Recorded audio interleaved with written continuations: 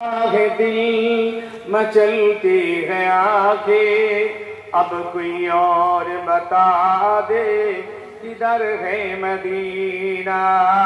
अल्लाहुम्मा माशअल्लाह माशअल्लाह वाला ले सैयदना। ये नाज़ खुदाई है, अगियार क्या समझेंगे।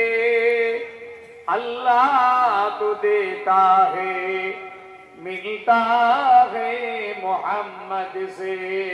अल्लाहुम्मा सल्ली अला।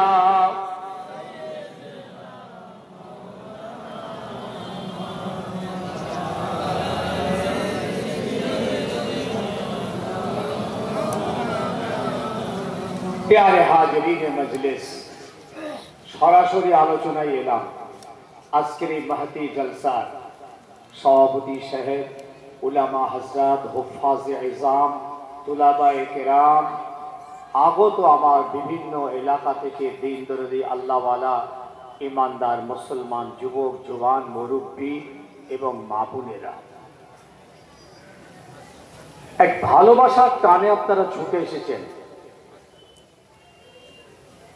এটা সম্পূর্ণ দ্বীনি মুআমেলা, এখানে কোনো আসসালামু আলাইকুম ওয়া রাহমাতুল্লাহি ওয়া বারাকাতুহু।